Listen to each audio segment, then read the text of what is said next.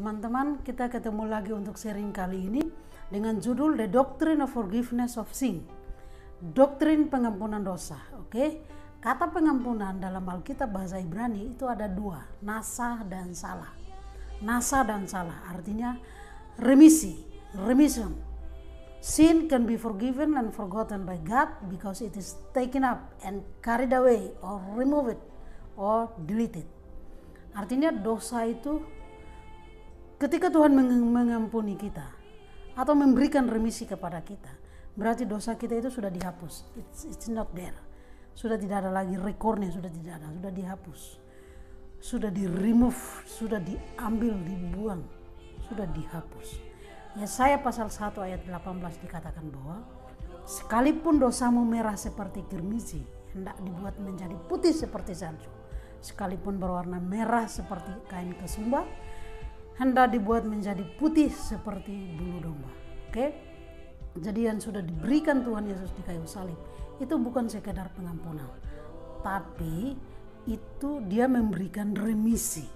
Kalau di hukum Indonesia seseorang melakukan kesalahan kemudian dia dijatuhi hukuman misalnya 1,1 tahun 3 bulan, ketika dia mendapatkan remisi dari pemerintah 3 bulan, dia mendapatkan 3 bulan remisi dari pemerintah, maka 3 bulannya ini dihapus. Jadi sudah tidak ada lagi record, sudah tidak tertulis di situ bahwa dia menjalani hukuman itu 1 tahun 3 bulan. No, dia hanya menjalankan 1 tahun karena 3 bulan ini dia sudah mendapatkan remisi dari pemerintah.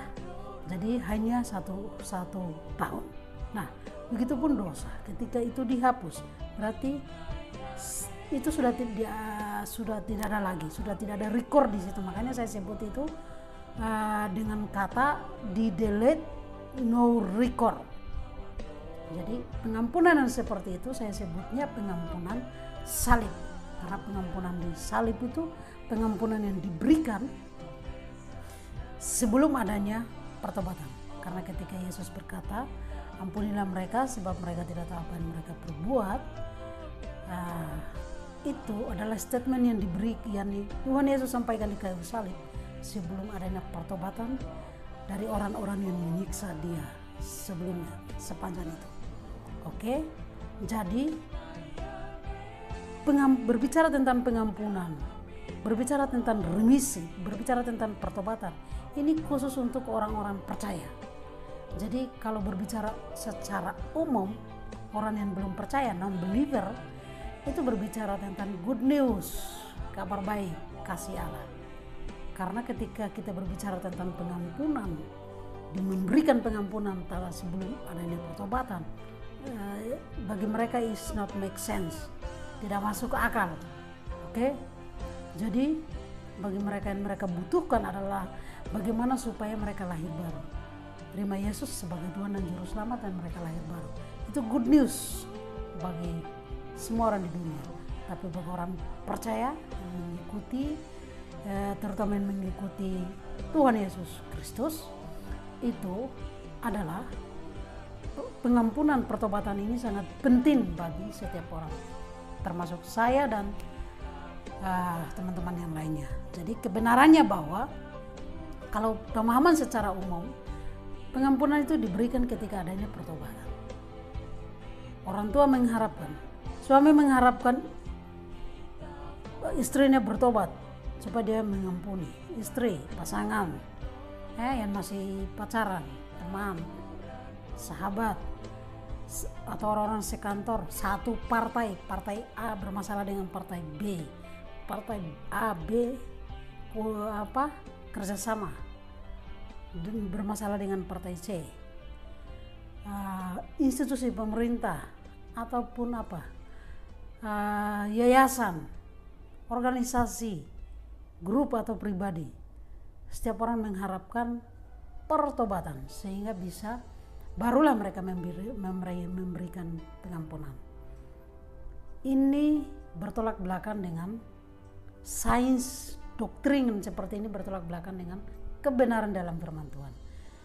Oke, kebenaran di dalam firman Tuhan itu bahwa kalau kita berbicara tentang pengampunan salib, itu adalah pengampunan yang diberikan tanpa harus ada pertobatan lebih dahulu. Jadi jangan pernah mengharapkan orang-orang yang menyakiti hatimu, orang-orang yang menusukmu dari belakang, lawan politikmu, lawan pesaing bisnismu, apalagi musuhmu siapapun. Mereka bertobat, barulah Anda memberikan pengampunan kepada mereka. No, itu tidak akan pernah terjadi. Mungkin satu dua orang yang merasa bersalah, orang yang punya hati, akan cepat meminta maaf kepada Anda dan saya. Tapi pada umumnya akan sulit bagi orang untuk berkata dia salah ketika dia salah. Karena manusia memiliki rasa gengsi yang tinggi, kesombongan yang tinggi. Jika itu tidak ditaklukkan di bawah kaki Tuhan, jika itu tidak menyadari bahwa ada Tuhan yang melihat semuanya, maka manusia akan bertindak dengan seenaknya. Oke? Jadi kalau saya atau teman-teman, siapapun yang sedang mendengarkan sharing ini, dalam masalah, sedang mengalami masalah dalam keluarga, masalah di kantor, masalah dalam partai politik, masalah di dalam grup, masalah di dalam bisnis.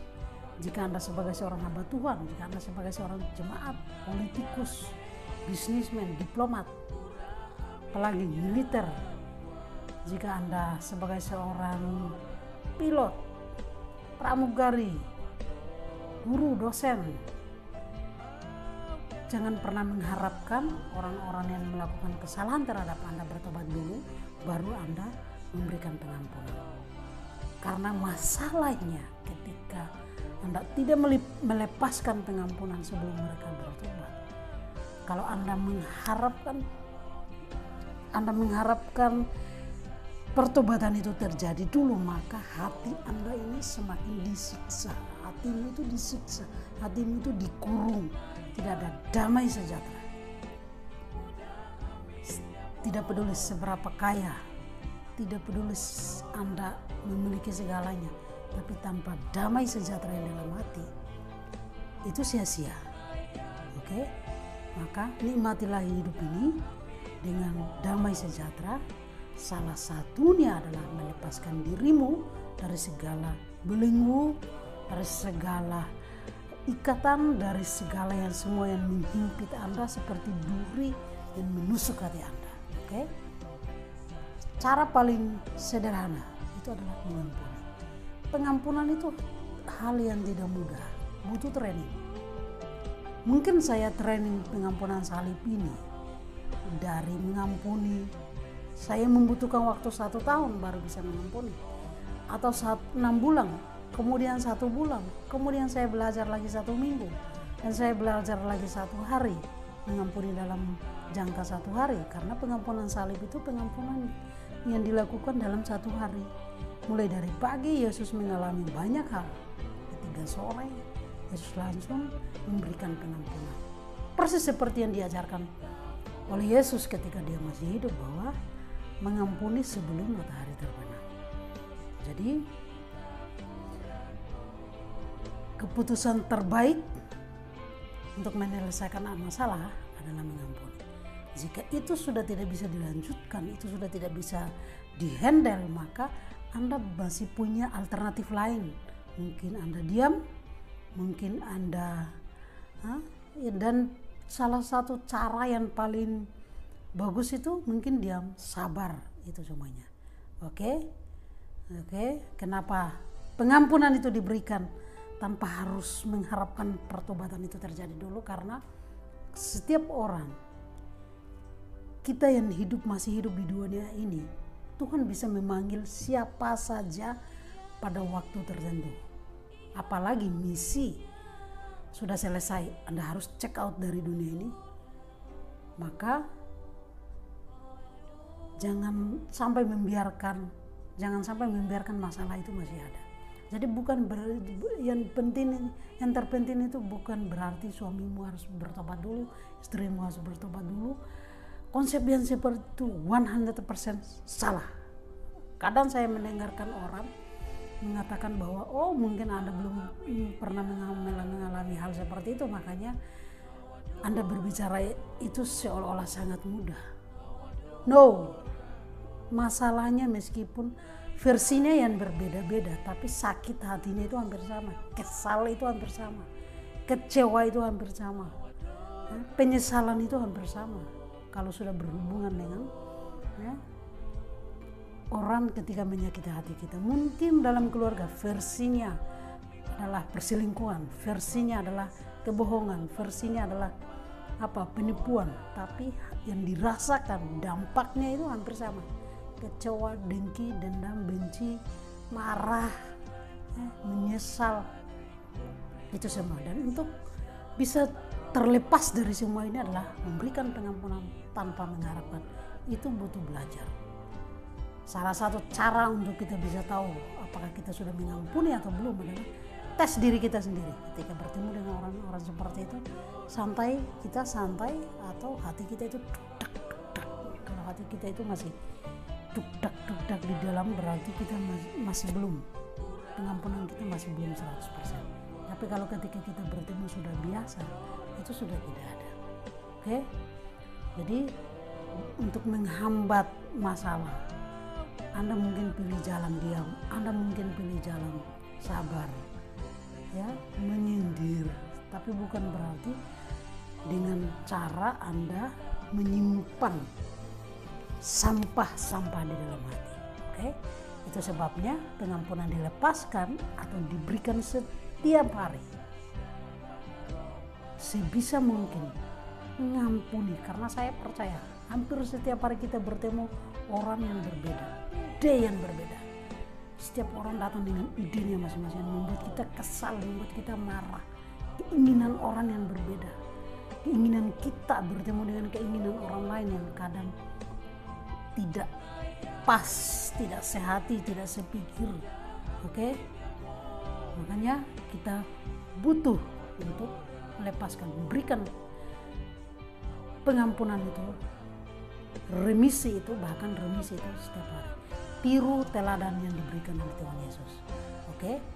Jadi jikalau kita sudah jatuh dalam dosa, bagaimana caranya menerima pengampunan dari Tuhan? Nah, ini masalah pribadi kita. Misalnya yang tadi saya share ini adalah orang lain terhadap kita, tapi yang ini misalnya kita sendiri, Anda yang sedang mendengarkan, atau saya yang sedang sharing ini, saya jatuh dalam dosa, saya melakukan hal yang tidak menyenangkan hati orang. Apa yang harus saya lakukan supaya saya bisa mendapatkan remisi ini? 1 Yohanes pasal 1 ayat 9, di situ dikatakan bahwa jika kita mengaku dosa kita, maka Ia adalah setia dan adil sehingga Ia akan mengampuni segala dosa kita dan menyucikan kita dari segala kejahatan. Jadi kita untuk mendapatkan, untuk menerima, untuk mengambil remisi ini, remisi atau pengampunan ini bukan sesuatu yang belum ada dan sekarang baru kita mencarinya, baru kita memintanya. No, ketika Tuhan Yesus mati di kayu salib, itu sudah selesai, itu sudah ada. Jadi ibaratnya ketika kita melakukan kesalahan, kita tinggal mengakui. Misalnya kita mengakui firman yang sudah diberikan Tuhan kepada kita. Tuhan, aku percaya sekalipun dosaku merah seperti kirmizi, tapi hendak Engkau buat menjadi putih seperti salju. Sekalipun berwarna merah seperti kain kesumba, hendak Engkau buat putih seperti bulu domba. Akui, Engkau mati buat aku Tuhan. Aku berdosa, aku salah. Aku terima pengampunan. Aku percaya aku sudah diampuni. Jadi kita mengakui, karena ketika kita mengakui seperti itu, firman yang diberikan, maka percayalah bahwa dosa kita sudah dihapus, no record. Oke, jadi bukan meminta kepada manusia seperti berdiri di hadapan banyak orang untuk meminta. No, mungkin kalau kita mau melakukan hal itu, oke lah. Tergantung setiap orang memutuskan. Karena kebenarannya banyak orang yang meskipun sudah berdiri di hadapan hamba Tuhan untuk meminta pengampunan ke semua jemaat, meminta untuk bertobat dan meminta hamba Tuhan dan jemaat mendoakan dia, memberikan dia pengampunan. Tapi setelah dia kembali pulang dari gereja, pulang dari ibadah, bahkan jatuh lebih dalam lagi, terus mengulangi kesalahan yang sama, bahkan jauh lebih buruk dari itu. Makanya yang paling utama di sini adalah bukan meminta kepada orang, tapi menyetujui bahwa pengorbanan Kristus di kayu salib itu adalah bagiku. Ketika kita salah, kita mengakui di hadapan Tuhan, mengakuinya bahwa Tuhan mati buat aku, Yesus mati buat aku, darah mengalir buat aku. Aku percaya dosaku dihapus, dosaku dikuduskan. Aku sekarang menjadi orang kudus, menjadi orang suci. Aku dibenarkan karena firman-Mu, karena Engkau. Jadi pengakuan seperti itu terhadap firman Tuhan itu yang membuat dosa. Di saat yang sama jangan bingung karena keadaan seperti itu kita merasa kayaknya masih ada ya, aku harus berdiri di hadapan orang untuk meminta ke semua orang. No, itu salah. Itu konsep yang kurang perfect. Konsep yang paling perfect adalah mengakui penderitaan Tuhan, mengakui penderitaan Yesus, mengakui bahwa semuanya itu sudah ada, tinggal kita ambil. Karena hanya orang yang tidak tahu saja yang mencarinya. Bagaimana Anda mencari sesuatu yang sebenarnya sudah ada? Anda ini mengambilnya, keputusan di tangan Anda. Oke?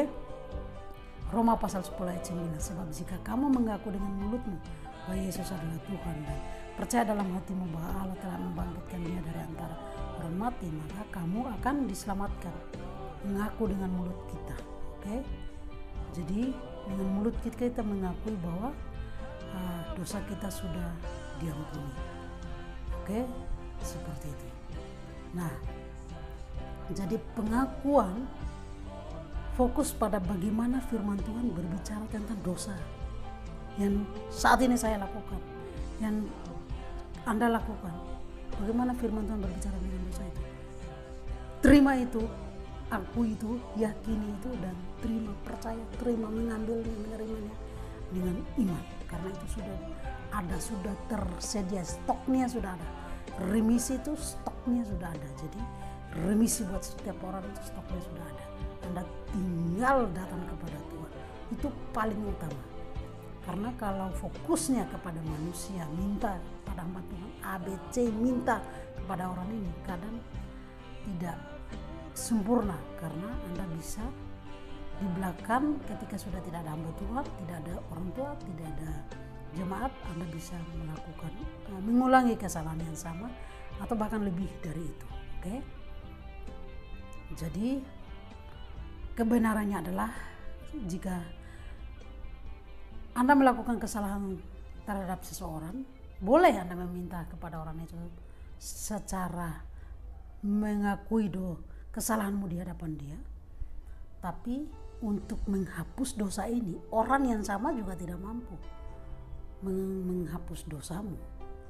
Dia menyatakan bahwa dia memberikan pengampunan. Yang paling punya kuasa itu adalah Tuhan. Oke, jadi ketika Anda sudah berdoa, mendeklarasikan firman terhadap dirimu sendiri, maka percayalah bahwa dosamu sudah dihapus, sudah take away, no record, recordnya sudah tidak ada. Disinilah perbedaan cara manusia melihat kesalahan orang dan Tuhan melihat kesalahan orang. Oke, jadi ketika orang itu sudah mengakui, sudah menerima remisi dari Tuhan, maka di hadapan Tuhan, ketika Tuhan melihat orang itu, sudah tidak ada lagi kesalahan atau dosa, karena sudah dihapus, no record, tidak ada record. Bedanya ketika manusia mengampuni, setiap kali bertemu dia akan melihat seolah-olah dosa itu ada. Itulah perbedaannya. Oke? Makanya sangat berbahaya kalau ada saudara seiman yang melakukan dosa, padahal dia sudah mengakui firman Tuhan tentang dosa yang kita lakukan. Dia sudah menerima pengampunan dan dosanya sudah dihapus. Akan tetapi Anda terus menghakimi dia.